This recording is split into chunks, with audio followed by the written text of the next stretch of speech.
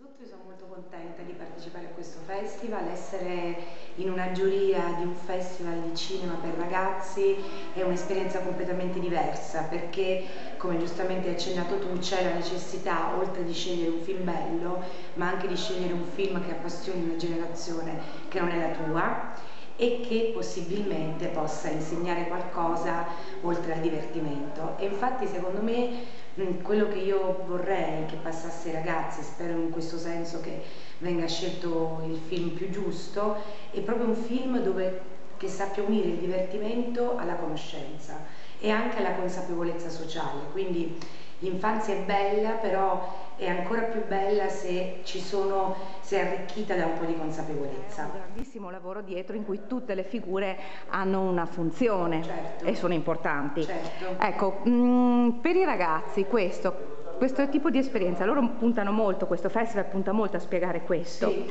infatti è una cosa molto importante questa, perché spesso chi pensa al cinema, vuole fare cinema, pensa soltanto che può fare o l'attore o il regista o al massimo lo scrittore, lo sceneggiatore. Invece il cinema, come qualsiasi altra professione legata all'arte, allo spettacolo, è ricca di figure di tutti i tipi e quindi è importante l'occasione che questi ragazzi hanno con dei workshop anche di approfondire, a volte di scoprire delle professioni che altrimenti magari non scoprirebbero fra 10 anni anche a loro spese, no?